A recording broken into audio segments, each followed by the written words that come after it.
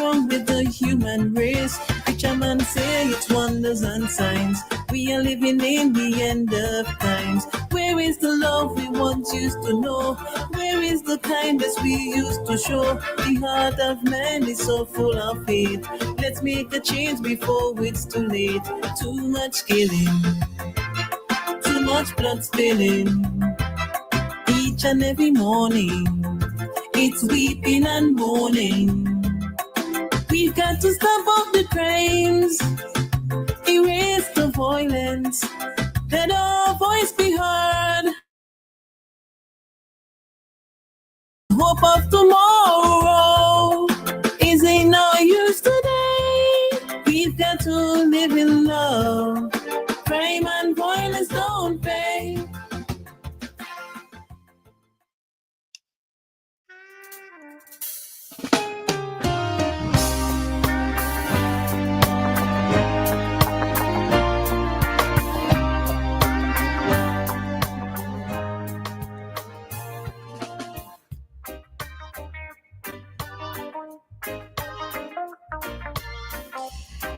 Alrighty, so we are back with you, and we are into this week's edition of a Cop Chat.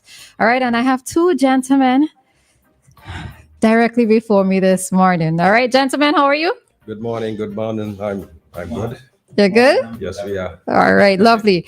All right, so we are going to be talking about this CID. It's going to be a chat, a conversation inside the CID and uncovering the work of our investigators.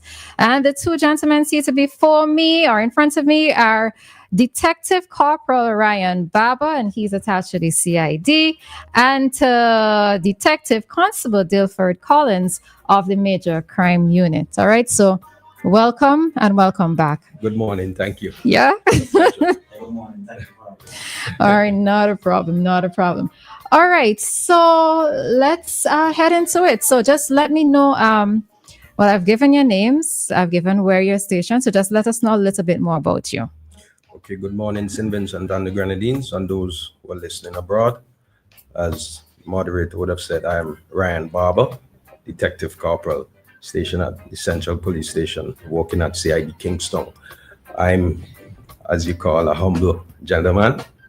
I toured my trade at CID for the past 3 years, and it's always been a pleasure for me whenever programs like these comes to hand, that I can share my knowledge, be it informative, share with the general public, let them know what CID is about, let them know what the Royal St. Vincent and the Grenadines Police Forces is all about. Okay, how long have you been an officer? I've been a police officer for a decade now. Okay. Yes. Okay. Good morning. My name is Dilford Collins. I have been a detective for the past 11 years. I worked 6 of those years at CID and the remainder at the Major Crime Unit, solely in investigation. So I have a wide range and a wide knowledge of policing and investigation. I am extremely elated to be here to share my knowledge, and I hope that this program this morning will be an interactive one. Okay. All right. So CID Major Crimes Unit, what's the difference? Okay, so let me explain to the general public. The Criminal Investigation Department is located in Kingston at the Central Police Station. There are subunits within the Criminal Investigations Department. So major crime is one of those units. And you notice we said major crime. Now, major crime deals with murders, as we know, manslaughter. CID, we have the general detectives. They would deal with all criminal offenses that are not murders. We also have the Criminal Records Office, where persons would normally go for the criminal record certificate. We also have the Crime Scene Unit, which is part of the Criminal Investigations Department. We have the Information Technology Department. We have Interpol, who deals with regional and international collaboration between police forces. Also, we have the Exhibit Department, those who are in charge of securing, safeguarding exhibits, evidence to be taken to the court. So that's, in a nutshell, it's the Criminal Investigations Department. Okay. And also, we do have criminal investigation detectives all across the country. So it's not a centralized department. It's decentralized. So there are investigators in Georgetown, Caliacua, Beckway, Barley, Chateaubelair, just to name a few. So it's a decentralized department. Okay, so you know, like how we were saying, we're going straight CID. Could when persons in the other districts, if they just want to speak to the CID assigned officer, could they ask for that person? Now, what tends to happen most times, and I've seen it happen quite frequently, persons would come to CID Kingston and said they came to report a matter that would have occurred, let's say in Bayabo. Now, if a crime is committed, let's say in Georgetown, and based on the particular crime that is committed, the police officers at that police station, they would direct you as to the necessary steps, the necessary individuals you need to speak with. So if it's a crime that a CID detective in Georgetown can investigate, the police officers at the station would follow the necessary steps to ensure that that particular crime is being investigated by the police officer from the Criminal Investigations Department. Okay. For example, just to add, if there's a murder in Georgetown, the major crime unit will go to Georgetown and assist just to strengthen the department out there, just to impart their knowledge also, in an effort to ensure that justice is solved efficiently and effectively. So it is not just the police out there who will solely be investigated. Sometimes we will go and render our assistance to them. Okay. And I take it that even though you're attached to CID, you can be switched around in terms of where you are placed, where an officer can be placed? Now, internally within the police force, you can be transferred to different departments.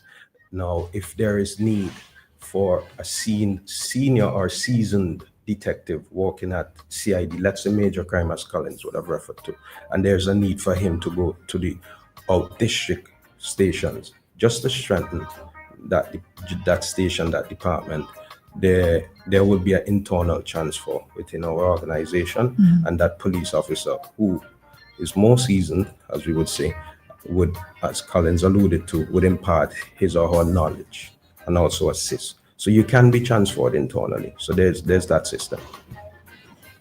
Yes, and I would have mentioned that also because I was working on the floor at CID in Kingston for 6 years.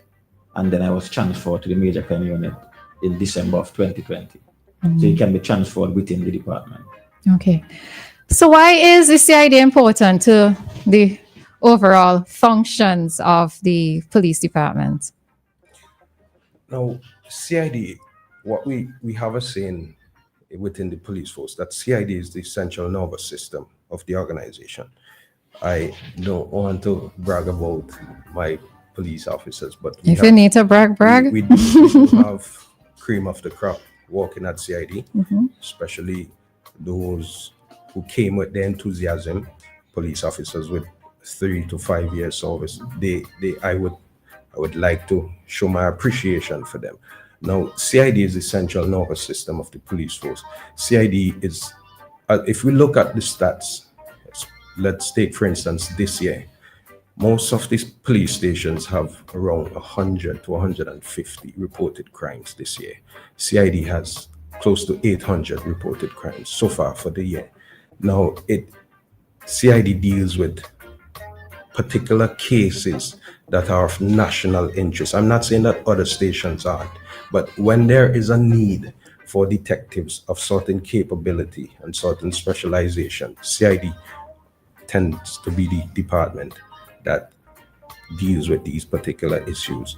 Now, CID not only investigates, but CID is also responsible for crime scene management. You would have heard I mention about the crime scene unit. They are the ones, as Collins alluded, where if there's a murder in Georgetown, our crime scene department, the crime scene unit within the Criminal Investigations Department, they would then journey to Georgetown and help to manage that crime scene. Also, we help other police officers in terms of case file management. So if there's need for advice in terms of case file management, because we have competent and experienced police officers working at CID, especially our officer, gazetted officer, and persons within different departments tend to rely on the advice from CID. And also there are certain equipment that can be found at CID. So it goes back to what I was saying. CID is essential nervous system of the police force. Okay. As Corporal Baba would have mentioned, in my humble opinion, CID is the investigative arm of the police force, where we deal with gathering of evidence, conducting of interviews. We deal with soul investigation, where we would locate suspects, analyze evidence based on crime scene collection and analysis. We are also involved in collaborating with other organizations. For example, we recently had a murder in Grenada where we collaborated with the Grenada police force to solve that murder. We are also involved in the criminal intelligence gathering to support ongoing investigations and to also prevent future crimes from happening. And CID also plays a pivotal role when it comes to community policing, because as the nation knows, we play a very vital role when it comes to crime prevention also. Okay. Yes, with our crime prevention exhibition that happens twice a year. That's in July and December. So as Colin said, rightly said, we play our part in crime prevention because it's better to prevent a crime than to detect a crime. So Okay. that's also one of our roles and responsibilities. All right. So, like on a day-to-day basis, excuse me, what is it like? What are your general responsibilities like, and what are some of the expectations that, well, I suppose your superiors would have of you, and well, the general public by extension as well? Okay, so a day-to-day detective activity, you get in the office at 8 a.m. and you would normally assess case files, previous reported crimes that you have. There's also where we would interview witnesses and suspects, and interview in the sense where it can be oral, it can be written, and most times it leads to a written interview. After a statement is recorded, because you must record a statement. After a statement is recorded, a detective generally goes out on investigations. It means speaking to potential witnesses, speaking to businesses who may have information that can assist the police. And as I said, it's a joint collaboration within these subunits at CID. So a detective goes out to a scene of a theft in Kingston. He would liaison with the IT department, which is also a subunit within CID, and they would send their IT specialists to extract whatever footage is given. Also, a detective carry out other procedural activities, be it search warrant, be it interrogation of a suspect. An interrogation here simply means you're having a conversation with a suspect. When you get back, you assess all that you've collected, all the potential evidences that you collected, and also a major role that is played by the exhibit department. Whenever a detective during his investigation collects or gathers in evidence, potential evidence, he would then write the necessary documents and hand over these potential evidence to the exhibit department, who would store and secure these evidence. So that's really in a nutshell what an investigative life is. And also, I mean, it's a investigative arm within the police force, but we do patrols as well. It's not only limited to investigation. As I said, we tend to prevent crime from happening. So there's a constant presence of CID detectives in and around Kingston. Okay. And just to add, additionally, CID detectives are required to take detailed statements and determine what type of offenses would have been committed. We are also expected to visit crime scenes and extract evidence, to also draw inferences as to what may have happened. CID is also solely responsible for presenting evidence in court and being involved in judicial proceedings. We also are involved in interrogation of of suspects, Yes. and interviewing of victims, also providing counseling to them, because sometimes persons come and they are traumatized. One of our roles is to calm them, offer them a refreshment, and ensure that, let them know, yes, the police are here for you. to build back their confidence. Okay. Is CID the largest department though in the force? As it stands currently, in terms of subunits, we would say yes, but in terms of human resource, unfortunately, that's not the case. Unfortunately. So, which leads me to my next question though, because you are going to be getting a number of reports on a daily basis, right? What is the order of precedence in terms of how you deal with it? Because, all right, so something happened to me at this morning at 8 o'clock. You take a report, or I come in and make that report. Somebody else comes in at 10, somebody comes in at 12, somebody comes in at 4. How do you decide which ones take precedence? And can it be a case where my file gets lost underneath it's underneath all of those reports that you get on account of either mine not being seen as important or because you may not have enough personnel to deal with? Do you all have like a weekly amount of reports that you need to send in a report on, give an update on, etc.? What happens there as an individual who might be making a report? So, firstly, I want to let the general public know that police officers at CID, we tend to deal with persons report expeditiously and with a sense of urgency. So it's not a case where we would say, you came in before this particular individual and you must be solved. We solve everyone quite urgently and expeditiously. And I must use this platform to express my gratitude to my detectives, those who work with me, those who work with the other team. Well, all detectives at CID, they've been doing a splendid job, despite the lack of resources, human resource. And they always treat each report with a sense of urgency and a sense of importance. Now, in terms of record keeping, so you come in the morning to report a matter. It's not a case where we would never document that you came. So we document that you came and we would assign a particular detective to your case. And for me, as a leader, I always tell my subordinates that you have to deal with people's matter promptly, because everyone who comes to a police station comes for a particular reason, because they are in distress, and you have to deal with their matters quite urgently. And this, despite the many challenges that we have every day, we do keep records, we do deal with persons reports promptly. And it's not a case where the general public don't have to feel that a trust is lost in terms of reporting a matter at the Criminal Investigations Department. I can assure you that with the particular detectives that are currently at CID, they will deal with your report swiftly and they have you at heart. So you don't, there's pretty much, I'm not dubious in terms of whether or not the police would deal with your report. We deal with them quite expeditiously. For example, if there's a chopping incident at Gibson Corner and there's a burglary at Williamshire Shop, the chopping incident will take precedence. And it all boils down to management of human resources. We will respond quickly to the chopping incident, but we will also respond to the burglary subsequently. Now, CID has what we call, well, the police force have what we call a crime register. This keeps a track of all case files of police officers. So the CID detectives would have case files attached to their names, and they will have to give account to each of these case files.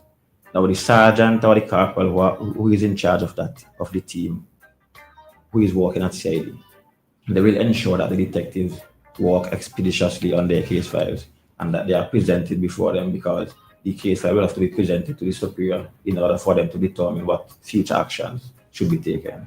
And also, what we tend to do, we tend to maintain a constant communication channel with the general public. So as Collins would have said, if there's a chopping incident, which a life can be in danger, and there's a burglary, whenever the virtual complainant or the person, the victim who calls about the burglary calls, we tend to explain to them, yes, we know your report is of urgency and importance.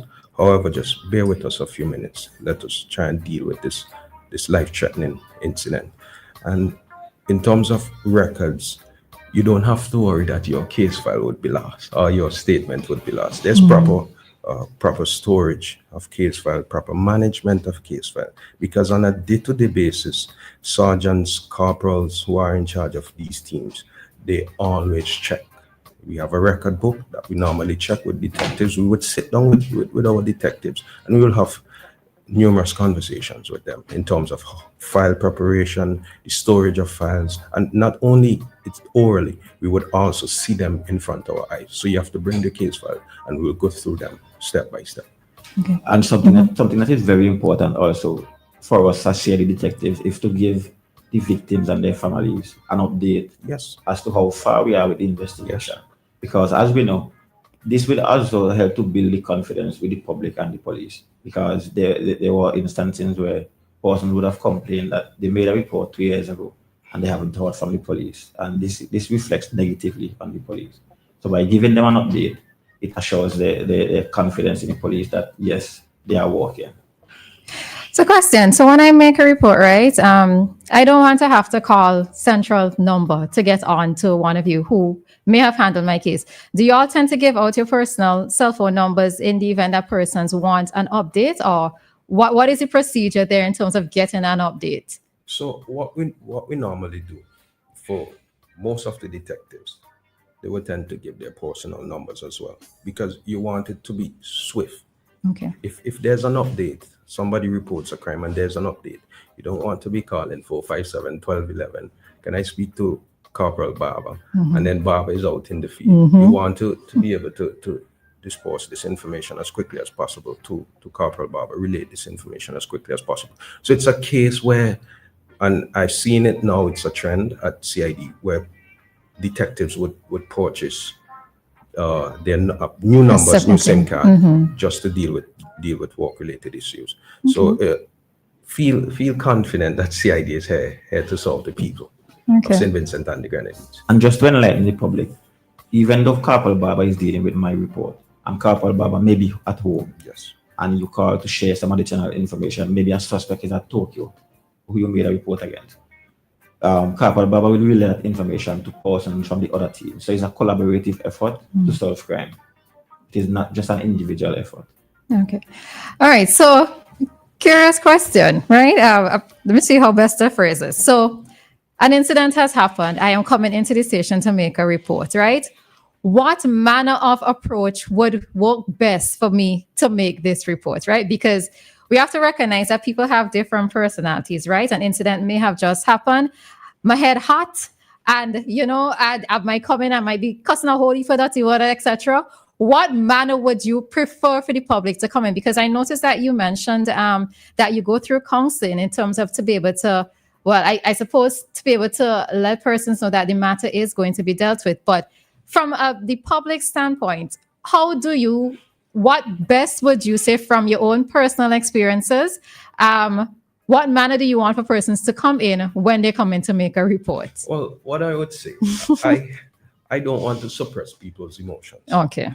So because no one knows how you would react if a crime is committed against you. So for me to say, well, I would like you to come in all smiles, I'll calm down first before you reach it. it would be unfair. Okay. But this is where professional training comes in. So police officers are trained and are skilled with problem-solving skills. Now, there are many days we go into the office and we meet persons who are unhappy, who are in what we would call an antisocial behavior mode. Now, we as trained police officers, we are tasked with ensuring not to amplify the issue, not to exacerbate the person's emotions or the person's behavior. Now, we have to have a sit down with them. What I normally would do, I would let them express themselves. I mean, sometimes the words that are being uttered are not pleasing, but I would just let them express themselves, because I am not the one. Maybe I could empathize with them, but I am not the one who the crime was committed against. So I can assure the general public of St. Vincent and the Grenadines, it is a new era at the Criminal Investigations Department, and the crop of police officers that we have now, they are skilled with problem solving. They tend to embrace each report for what it is, because no two reports are the same. So you have to be flexible in life and be adaptive. So whenever a crime is reported and somebody comes in, it doesn't matter their demeanor, their behavior. You have to embrace them and empathize with them and seek the necessary pathways for them to settle themselves so that we could have a thorough investigation at the end of it. So I'll assure the general public, I'm Corporal Barber, and I'll tell the general public, it's a new era at the Criminal Investigations Department, and we will endeavor to deal with the public. It doesn't matter what's the situation. It doesn't matter your behavior. Come in, we'll have a conversation, and we'll try our utmost best to deal with your report. Mm-hmm. Yes, and it is very important for us as detectives, as Corporal Baba would have mentioned. Different reports have different situations. It is required for us as professionals to be patient, and we also have to be counselors, as I would have mentioned before. If we can offer them a vitamin to calm the situation, we can. If we can put them to sit down and at least speak to them, hear what they have to say, calmly, because sometimes they may use expletives. We have to be considerate and we have to be flexible, as Corporal Baba would have mentioned before. Okay. All right. I like that response. there are a lot of cases, I can assure you. Yeah, I could only imagine, because if something has just happened, me being calm is not possibly going to happen. So but it was just to see how it is, how as officers you would address that situation. All right. So what we're going to do, we are going to take a break at this time, and then when we return, we will return with comments and questions, most of questions from the listening audience. All right. So we shall be back very shortly with today's Cop Chat.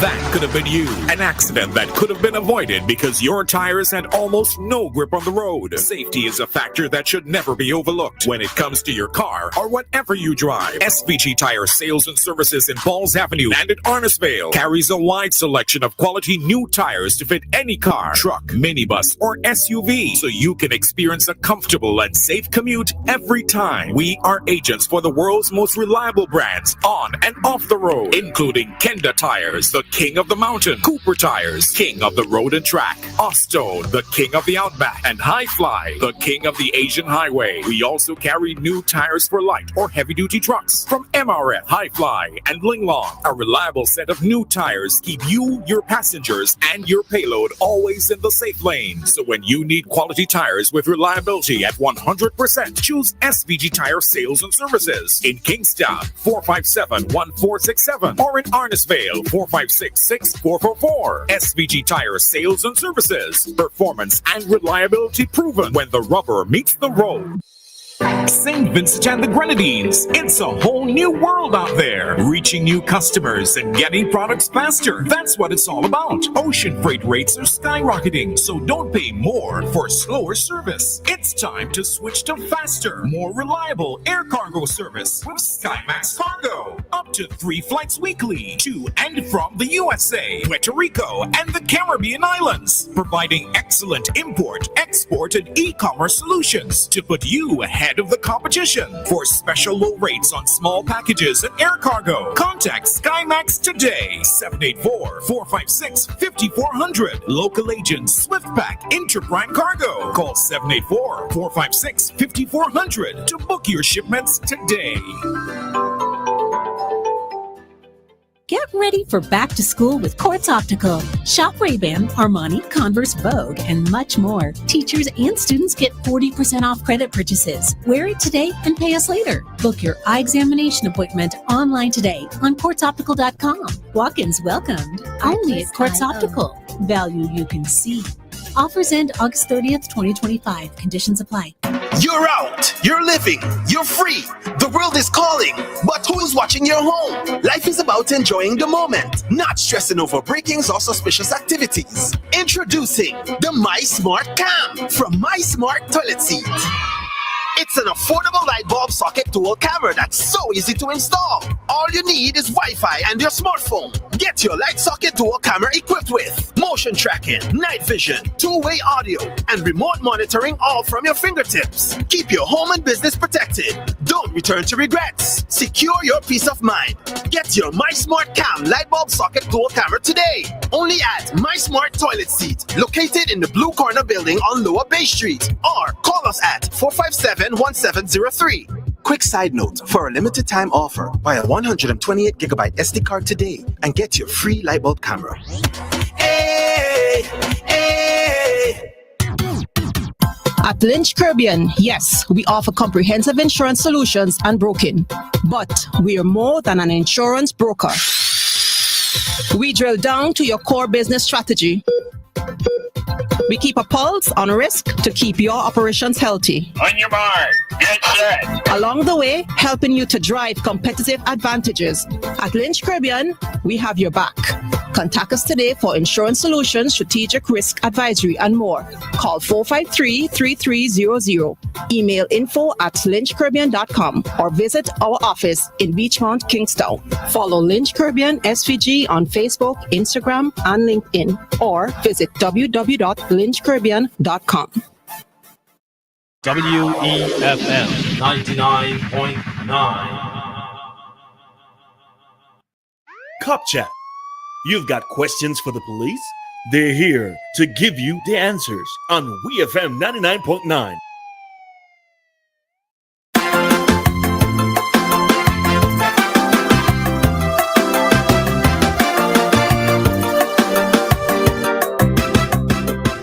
The world has become such a cruel place. Something is wrong with the human race. Preacher man say it's wonders and signs. We are living in the end of times. Where is the love we once used to know? Where is the kindness we used to show? The heart of man is so full of hate. Let's make a change before it's too late. Too much killing, too much blood spilling. Each and every morning, it's weeping and mourning. We've got to stop all the crimes, erase the violence, let our voice be heard. We can't sit in silence. The hope of tomorrow is in our use today. We've got to live in love. Crime and violence don't pay.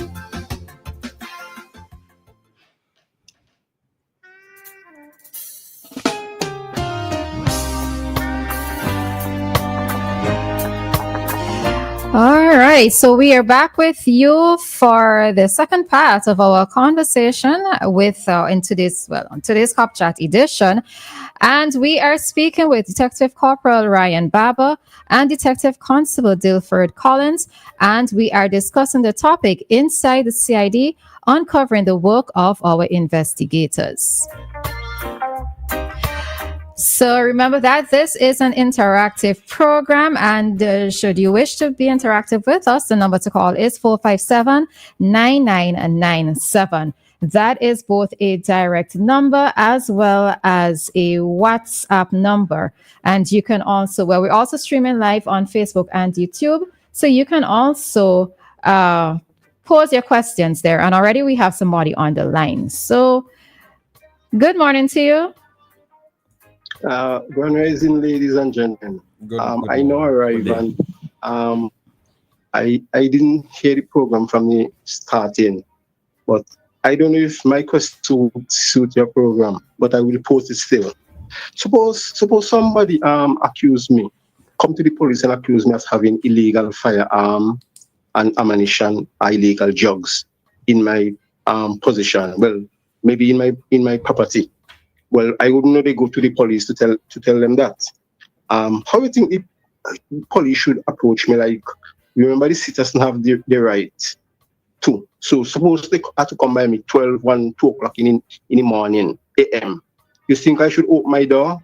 They're supposed to wait until 6, 7 o'clock in the morning when they know I wake up to come and search me. Okay. Yeah, I pose that question to you. Yeah. Thank you very much, caller. I do appreciate your question. Now, let us look at it from a legislative standpoint before I delve into what you're asking. Now, in our legislation in St. Vincent and the Grenadines, it doesn't stipulate a time when investigative activities can be carried out. It can be carried out any hour of the day. Now, in terms of somebody relaying to the police that you, caller, may have illegal firearm, the police is obliged to carry out their necessary intelligence gathering, which we won't expose to the public, but we would carry out our internal intelligence gathering process before we do anything.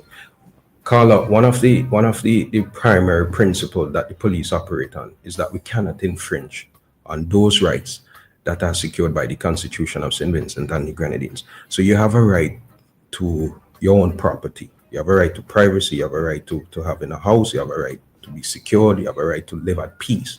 The police cannot just infringe. In order for the police to infringe on such a right temporarily, they have to apply to the court. And whenever we, at the end of our intelligence gathering, and there is insufficient evidence that states that you may have an illegal firearm within your premises, we would then apply to the court, to a magistrate, swear before a justice of peace, present to them the evidence that we've collected, the information, the intelligence that we've collected, and then a search warrant is issued. So it's not a case where police just show up at your house like that to just infringe on your rights. And to answer your question in terms of should the police wait until in the morning, well, I hope, Carla, that should there be illegal firearms in a particular house, that by the time the police gets there in the morning and all is gone, and then that particular firearm commits an offense, I hope that we don't get to that stage. So the police always tend to act on information promptly. And we do the necessaries, because at the end of the day, all of us have intentions, and we want to make sure and ensure that we act according to the laws of St. Vincent and the Grenadines, and we tend to do that in most cases. So that answers your question. Just to briefly add, even though the police has the warrant, the police has to execute the warrant in a polite, they have to execute their duties in a polite and professional manner, and they have to also ensure that the warrant is executed in a systematic way and efficient way. Yes. So when they come, they will read the warrant for you, and the warrant is supposed to sign what? By a justice of peace or by a magistrate? A justice of peace or a magistrate. That's a search warrant. Oh, and they can come anytime to search.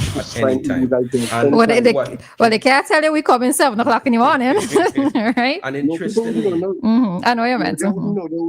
And interestingly, Carla, what the legislation grants police officers, if you're prohibiting them from entering, they have to use all necessary force and means to enter. And it's there in the legislation. That's true. So that's why you don't want to open. I won't be so harsh, but that's why we tend to have a peaceful approach whenever we execute such warrants, just to avoid any damages. Good. Okay. Thanks. Yeah, you're welcome. You're welcome. All right. Okay. All righty. So we had another question on the live, and someone is asking, what are some of the offenses that CID deal with? Okay. So we have a trend of offenses against property, mostly. Now, when I say offenses against property, I mean theft, burglary, and the difference between... Okay, so we have a call, so we'll get back to that one, problem, okay? No problem. All right. Hi, caller. Good morning. Good morning to the office. Morning. Okay. What is the... What is the... Hearing me? Okay, all I hear is what is the, so, What is the average crime that reported today? Yeah. Oh, what's the average amount of crimes reported? Amount of crimes at CID? that reported during 1 year. At CID? per year. Okay, so we're looking at 1,300 on an average basis. How much of that is? How much of that is solved? I'm not hearing you clearly, so. I'm asking how much. They say I have about 30 crimes committed. I reported. No, just about how much of during the year. Okay, we're not hearing the word that you're saying just before the year. Is it solved? You want? Is it solved? Yeah, the number that. Okay. All right. So they would answer your question, and okay. Thank you for calling, but they would answer your question. Okay. Okay. All right. Okay. Now, there is the narrowed approach to answering this question, and there's the broad approach, because persons tend to say a crime is solved when somebody is charged, but a crime is solved when somebody is convicted, and should he or she appeal the matter and the sentence is upheld, for me that's when a crime is thoroughly solved, because you don't want, when it gets to the appeal court, it's then thrown out. Now, last year in particular, CID, in terms of crimes that was solved, and solving my definition, which the sentence is upheld, whether it's taken to the appeal court, etc., we had about 60% of those. But mind you, the 40% that are left, maybe around 20% were those that were 30%, those that were unsolved, and there's the 20 or 10 to 20% of those that are still before the court, because we are in a judicial system where it takes some time for matters to be heard in court. So, Carla, there's the narrowed approach that we can give you a definitive stats on, but I just give you a broader approach because persons tend to want the narrow answer, but that's the broader one. Okay. All right. So you could probably revisit the question on what are some of the offenses? Yes. So as I was stating earlier, there are crimes against property and crimes against persons. Now, to break it down, with crimes against property, there's theft, that's pretty much frequent, and burglaries. But burglaries over the past few years, we have seen a decrease in the trends. The difference between a theft and a burglary is simply. They probably don't mean for you to answer this question. It's okay. All right. Hi. I think we lost that call. All right. Mm-hmm. Yes. So if somebody breaks into your house and steals something, that's where burglary comes in. There are other offenses that are being committed within a house by a trespasser, but we've seen a trend with theft. Lately, we've seen an upscale in assault bodily harm, which is somebody physically injuring another, harming another. So what I would do, I would appeal to the public. Please, let's be more considerate. Let's take a different approach when we're dealing with disputes. So there's assault bodily harm, there's wounding, there's burglary, there's damage to property, there's deception, and also CID would investigate cyber-related crimes. And on that note, I want to make this a general and a national appeal. Whenever a cybercrime offense, whenever a cyber-related offense, you deem it to be committed against you, whether you're living in Fancy, Union, Chateaubelair, go to your various police stations. The police officers there, they would record the statement from you, and then they would direct you to the IT department, the criminal investigations department. Then they would extract the necessary information from your device. So we have many cases where persons would leave, let's say on the Leeward or Windward side, and they would come to CID and say, I have a cyber-related crime I want to report. You can also report that crime to these outstations, and then they would direct you to the IT department. They would make the necessary arrangements and give you a time when you can visit the IT department. Okay, we have another caller. All right. Hi, Dave. Morning. Dave, you have like a minute, please. Yeah. Hello. Hi, morning. I just think you have like about a minute because we're almost close to 9. I just want to ask this question. Can the police do anything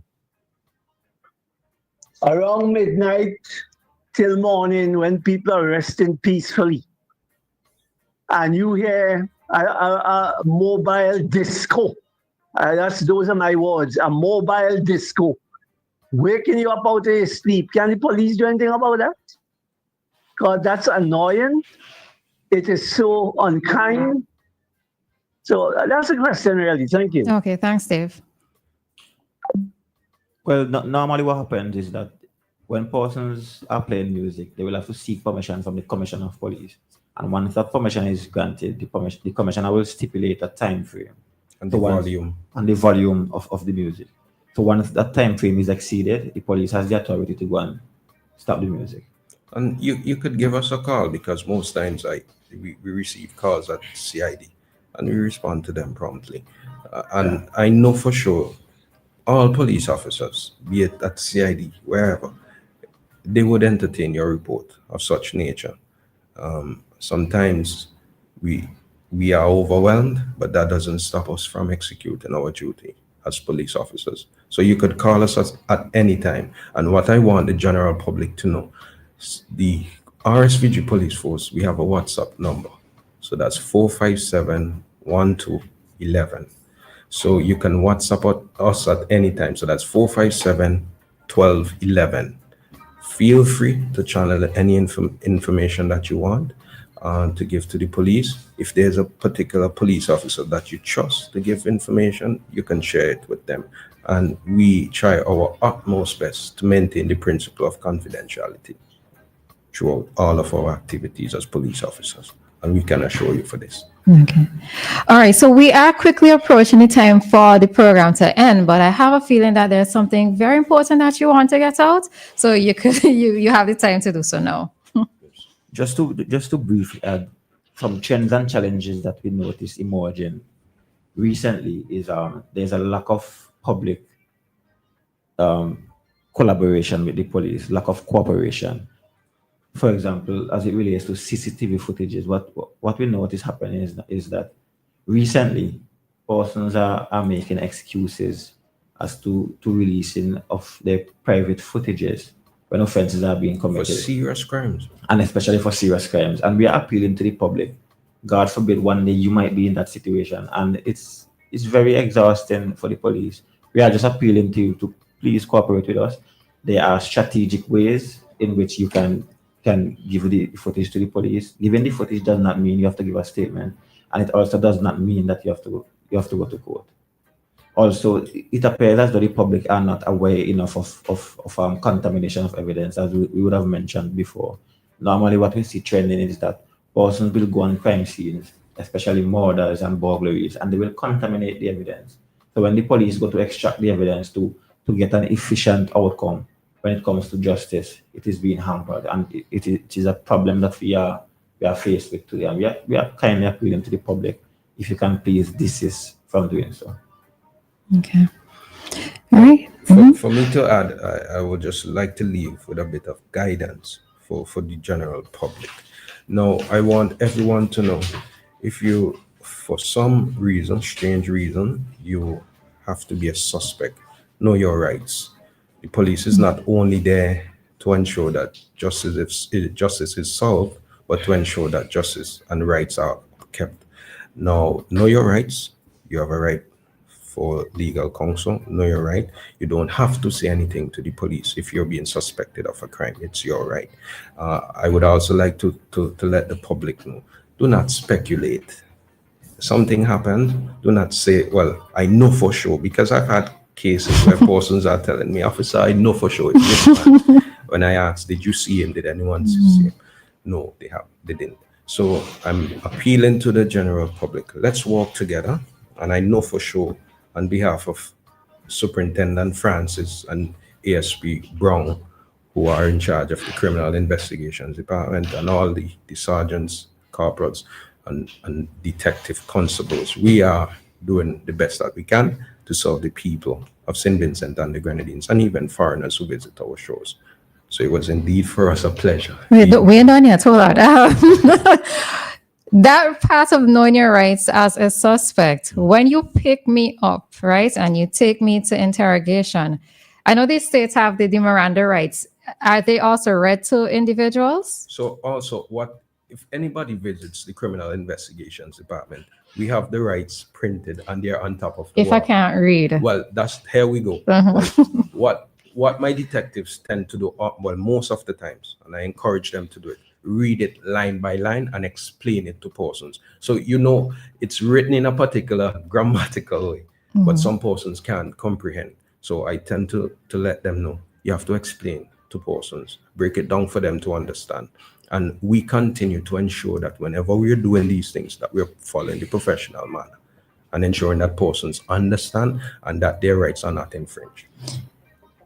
All right. So if you come across somebody, let's say who's been difficult, they have the right to remain silent and they have the right to have an attorney present. But if they can't afford to have an attorney present, but they're maintaining their right to remain silent, what happens there? What we normally do, we use the justice of peace because they also have certain rights to be there, present. And I want to express the gratitude of CID to Justice of Peace through it. And Justice of Peace, Wilson and Hazel, they're always willing to help. And for if you are being suspected of a crime and you're brought to CID, rest assured that if you don't have a lawyer, we tend to call these Justice of Peace so that they can be present. Whether or not you want to say anything, we still call them for them to be present so they can give an account as to what transpired while you are at the station. And we can also ask questions, but you have the right to remain silent. Yes. And we cannot force you, we cannot beat you. We are only doing our part in asking the questions to ascertain answers. Okay. And before we go, there's an interesting question here, right? So person saying, good morning, officer. A lot of people owe him money because he sells phones, slippers, and sandals and other stuff. If I post photos and the amount that they owe, I believe, on social media, is that a crime?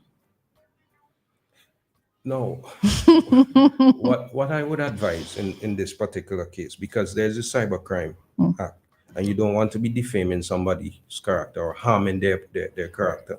So if it's a case where the person owes you money, I mean, you have to take them to court privately because it was a civil agreement between you and him. But what I do encourage persons to do, visit a police station, let a police help to speak to this in particular individual who owes you money. Let's try not to defame persons online. Let us deviate from such a behavior.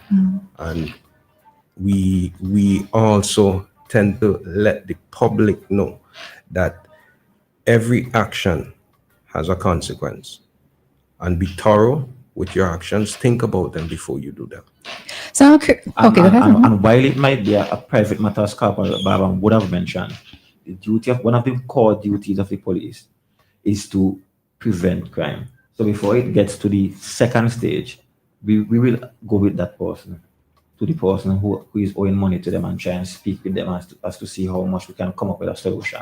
Even though it is a private matter, we will still assist. Okay. And curious question. So if somebody, as we would say, put the person on blast, right?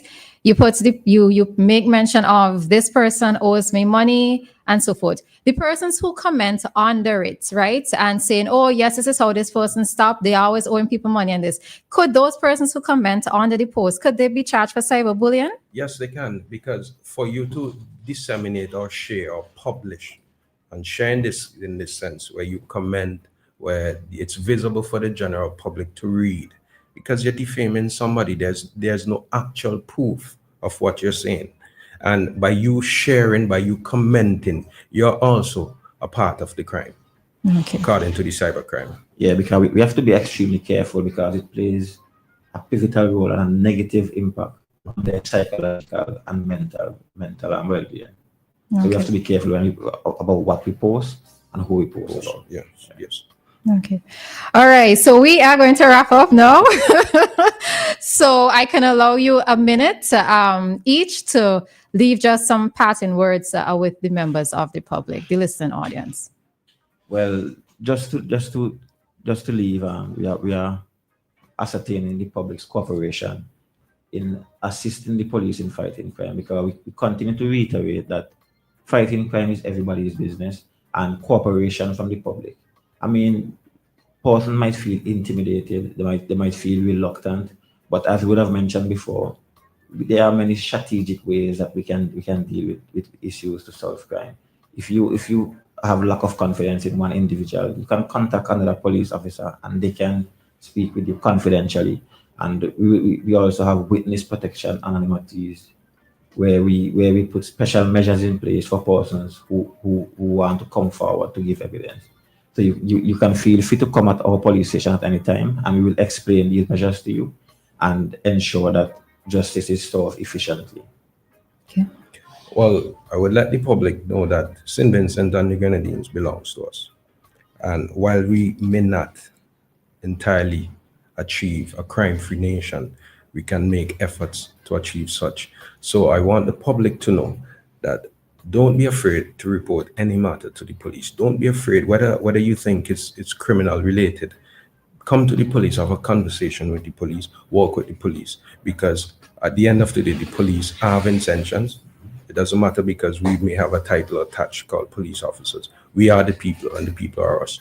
So let us continue to work in tandem with each other, ensuring that we have a safer St. Vincent and the Grenadines so that we can achieve prosperity in all sectors. All right. And with that, we have come to the end of today's Cop Chat. We have in studio Detective Corporal Ryan Baba of the CID and Detective Constable Dilford Collins of the Major Crime Unit. And today we had a very interesting conversation on the topic of Inside CID, uncovering the work of our investigators. So I just want to say big up to y'all. Congrats. I know your work can be easy, but you have to just keep at it, all right? And I'm hoping that, as the usual, plea goes out of support of the general public to help to make your work easier, that you would also get that support, all right? So Thanks good for morning. having us. Thank you so much. You're welcome.